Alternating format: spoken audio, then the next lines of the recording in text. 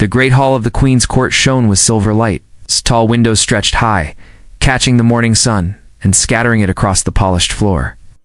The air was heavy with silence as people gathered.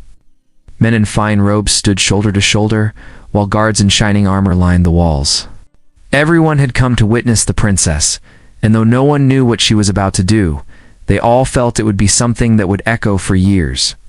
The young Princess Evelyn moved slowly down the marble steps. Her gown was crimson, flowing like liquid fire, trimmed with threads of gold. A necklace with a heart-shaped pendant glimmered against her pale skin. Her long silver hair fell across her shoulders, catching the light in strands that looked almost alive. Her eyes, bright and red like embers, scanned the hall. Each step she took made the crowd lean forward, waiting. Among the crowd stood Daniel, a quiet man who worked in the archives. He never thought of himself as important. He had been asked to bring some old records to the gathering, nothing more. He stood near the back, half hidden by taller men in robes, clutching the scrolls he carried. His hands shook, not from fear, but from the weight of so many eyes in the same room. He felt out of place, a shadow in a hall meant for those greater than him. The Queen sat on her throne, watching her daughter closely. Her crown glittered, her face calm, though inside she wondered what her daughter planned. She had seen Evelyn restless these last weeks, her thoughts locked away. The court had whispered, guessing at her secrets, but no one expected what was about to happen. Evelyn reached the last step and paused. The hall was silent, as if the walls themselves held their breath. Her gaze swept across the nobles, the courtiers, the soldiers. Then, without hesitation, she raised her hand and pointed. Every head turned to see who she had chosen. Her finger stretched across the space, steady and commanding. It did not point to a general, nor to a noble of high blood, but to Daniel, the quiet man holding the scrolls. Gasps filled the hall. Murmurs spread like a wave. The nobles looked at one another in disbelief. Guards shifted on their feet, unsure if they had seen correctly. Daniel's heart froze in his chest. His breath caught, and he felt the blood rush to his face. He could not believe what was happening. Why him, of all people? The princess's voice rose, calm but strong, and every word carried through the hall. She said, "I want him as my husband." The words struck like thunder. The nobles cried out, some in shock, others in anger. The Queen's eyes widened, though she held her silence. Daniel stood frozen, unable to move, unable to speak. His mind screamed that this must be some mistake, but Evelyn's eyes stayed on him, firm and unshaken. Men who had long dreamed of being chosen felt their pride shatter. They whispered in rage, their faces red. Some pointed at Daniel, calling him unworthy. Others begged the Queen to deny her daughter. But the princess stood tall, her hand never lowering. Daniel wanted to step back, to hide, to vanish into the floor. He had no title, no wealth, no power. He was nothing compared to the men around him. And yet, here was the princess, her voice echoing across marble and stone, choosing him before the world. The Queen rose from her throne, lifting her hand to quiet the storm of voices. Her eyes searched Daniel's face, then moved back to her daughter. She understood now that her daughter had made a choice that no one else could change. The hall fell to silence again. Daniel's heart pounded like drums in his chest. He wondered if he should speak, if he should refuse, but the weight of Evelyn's eyes held him still. She did not look at him with cruelty, nor with pride, but with something he could not name. A spark of hope, a silent plea. And though Daniel could not yet understand it, he knew that this single moment would shape not only his life, but the fate of the kingdom itself. Daniel could still feel the weight of every eye in the great hall. His body wanted to move, but his legs stayed rooted as if the stone floor had claimed him. Whispers rose again, louder now, with anger and disbelief. The princess had pointed to him, and her words still rang in his ears. He wanted to tell them all it was a mistake, that he was no man for a crown or a throne, but no sound came from his lips. The Queen lowered her hand, and silence fell again. Her voice was calm, though it carried a hidden strength. She said that her daughter had spoken, and the court must honor her choice until it was tested. She told Daniel to step forward. His hands trembled as he clutched the scrolls tighter. He wanted to disappear, but the guards near him moved aside, making a path. Slowly, like a man walking through a dream, he began to move forward. Every step felt heavy. He passed nobles who looked at him with contempt, men who shook their heads, women who whispered behind their fans. Their eyes burned with judgment, as if his very presence insulted their bloodlines. Daniel kept his gaze low, afraid to meet their stares. He only lifted his eyes once, and when he did, he saw Evelyn. She stood straight and still, her eyes fixed on him, calm but intense, as though she were holding him steady with her gaze alone. When he reached the center of the hall, he stopped. The queen looked down from her throne. She asked his name. Daniel's voice cracked as he answered, soft but clear enough to be heard. He said his name was Daniel Carter, that he worked in the archives of the court, that he had no rank or land. His words were plain, almost too plain for such a hall. Murmurs spread again. Some nobles laughed quietly, mocking him. The queen raised her hand to silence them. She said that her daughter's choice would be respected, but Daniel would need to prove himself before the court. He would not be given a crown for nothing. There would be trials, not of wealth or noble blood, but of character. If he failed, he would be cast out. If he endured, he would stand beside the princess. Daniel's chest tightened. Trials? He wanted none of this. He wanted to return to his quiet work, his life of simple order. But he could feel that the court would not allow him to turn back now. He glanced again at Evelyn, and though her face was unreadable, he thought he saw a spark in her eyes, like she'd been waiting for this. The queen dismissed the court, and the nobles left in anger and confusion.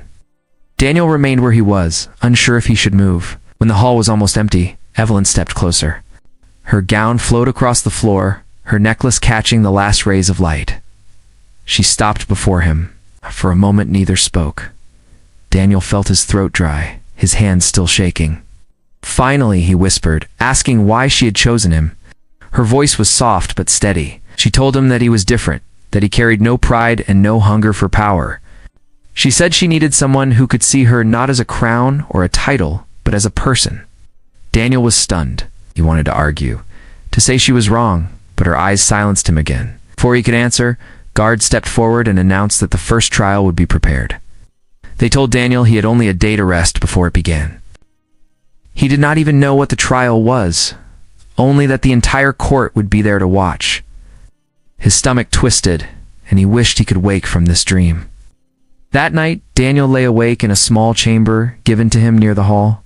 He stared at the ceiling, listening to the faint sounds of the palace. He thought of his quiet work in the archives, the safety of books and scrolls. Now, all of that was behind him. His life had turned with a single gesture, a single voice declaring him before the world. He did not understand Evelyn's reasons, nor could he see what awaited him. But as the moonlight fell across the floor, he knew he had no choice but to step forward. The princess had pointed at him, and nothing would ever be the same again. The morning sun filled the palace courtyard with pale gold light.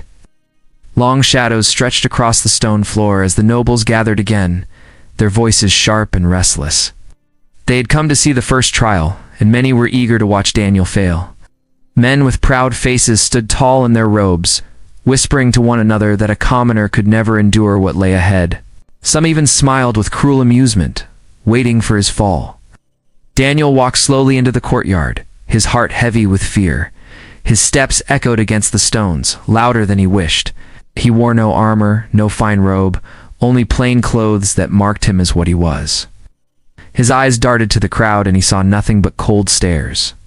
His hands tightened at his sides, but he forced himself to keep moving until he stood at the center. Ow. The queen appeared on the balcony above, her crown gleaming in the sun. Evelyn stood beside her, her crimson gown flowing in the morning wind. She was calm, her face still as marble, though her eyes were locked on Daniel below. The queen raised her hand and silence fell across the courtyard. She declared that the first trial would test not skill of battle or wealth of name, but strength of heart. Guards stepped forward, carrying a boy, no older than 12, his hands bound with rope. The boy's face was pale, his eyes full of fear. The queen announced that the boy had been accused of stealing from the palace stores.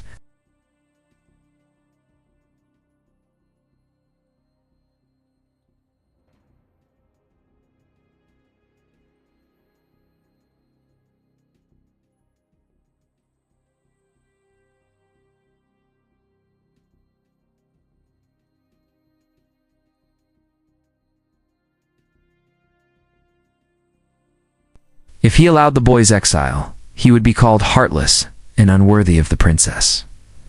Daniel felt his chest tighten. He looked at the boy, trembling and helpless. Then he looked up at the queen, at Evelyn, at the rows of watching nobles. His voice was unsteady, but he spoke. He said that exile was death, and death should not come from a single mistake. He said the boy deserved a chance to change, that mercy was not weakness, but strength. The nobles laughed, calling him a fool. Some shouted that he knew nothing of law or justice. Daniel felt their anger pressing on him like a storm, but he did not move. He asked the queen to place the boy under his care. He said he would watch over him, teach him, and bear the blame if the boy ever stole again. The courtyard fell silent. Even the nobles who mocked him stopped to listen. The queen studied him for a long moment. Then she nodded once and gave the order for the boy to be freed into Daniel's charge. The rope was cut, and the boy stumbled forward, tears running down his face. He clung to Daniel's arm, whispering thanks that no one else could hear.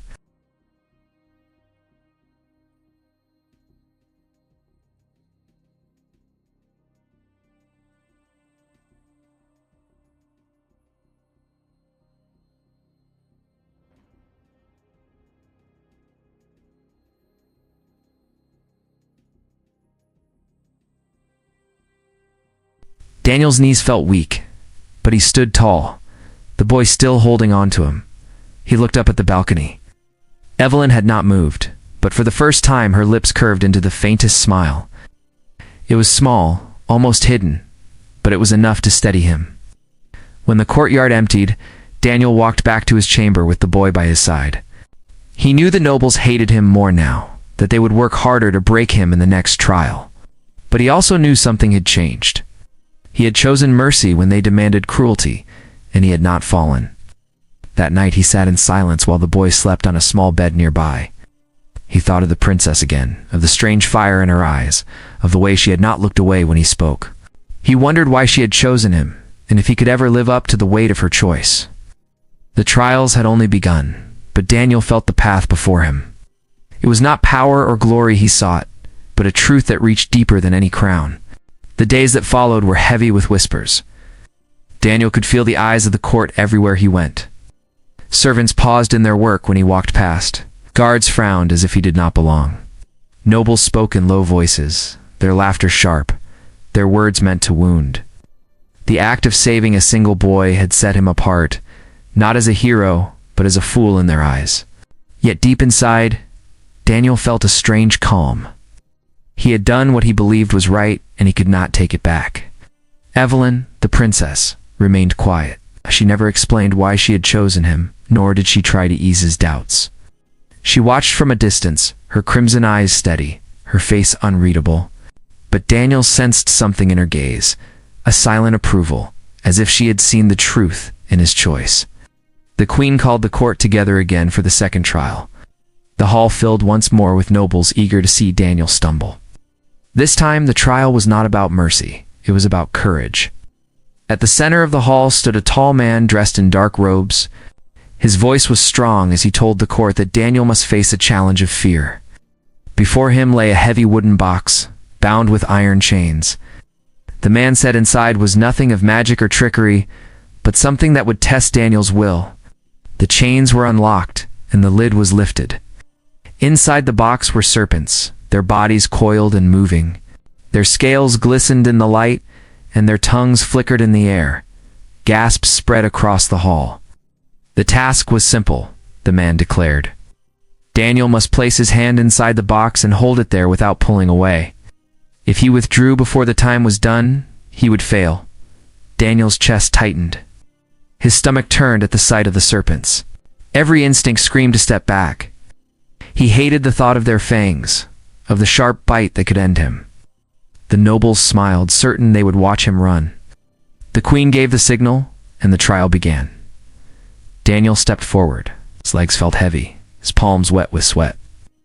He looked at the serpents again, their bodies twisting together, their eyes cold and unblinking. He closed his own eyes for a moment and breathed. Then he lifted his hand and slowly pushed it into the box. The crowd leaned forward. The serpents shifted at the touch of his skin. One slid across his wrist, smooth and alive, while another coiled near his fingers. His whole body wanted to flinch, to pull back, but he forced himself to stay still. He thought of the boy he had saved, asleep in his chamber, safe because of him. He thought of Evelyn, her steady eyes that had never left him. He thought of the Queen, who waited to see if he would endure. Time moved like stone, heavy and slow. Every breath felt like a battle. A serpent brushed against his hand, and his heart jumped, but he did not move. He clenched his jaw and focused on the silence in his mind, on the thought that fear was only power if he gave it control. Finally, the man in dark robes announced the time was complete. Daniel pulled his hand free. His skin was slick with sweat, but unbitten, unharmed. The nobles shouted in anger, saying the trial was unfair, that luck had saved him. But the Queen raised her hand, and her voice carried across the hall. She said Daniel had stood against fear, and fear had not broken him. He had passed. Evelyn's lips curved again into that faint, quiet smile. It was gone as quickly as it came, but Daniel saw it. He felt strength rise in his chest, not because the nobles accepted him, for they did not, but because Evelyn had seen. That night, when Daniel returned to his chamber, the boy was waiting for him, eyes wide with worry. Daniel placed a hand on his shoulder and told him he was safe. The boy whispered that he believed Daniel would win, that the princess had chosen well. Daniel sat in silence, humbled by the words. As the moon climbed over the palace, Daniel lay awake again. He did not dream of crowns or thrones. He thought of trials still to come, of nobles who hated him, of a queen who tested him, and of a princess who had set his path in motion. He did not understand her reasons, but he knew one thing with certainty. He could not turn back now. The third trial came with the setting sun. The court gathered once more, their voices sharp with expectation. They wanted to see Daniel fall at last. The Queen rose from her throne, her crown shining in the fading light, declared that this final test would not measure strength or fear, but truth. She said Daniel must stand before the court and speak of who he was, without hiding behind pride or shame. His words alone would decide his worth. The hall was silent as Daniel stepped forward. He felt the weight of the day pressing on him, the stares of nobles who wished him gone, the whispers of those who doubted him. His hands shook, but he lifted his head. His voice was soft at first, but it carried. He told them he was not a warrior, not a noble, not a man of riches.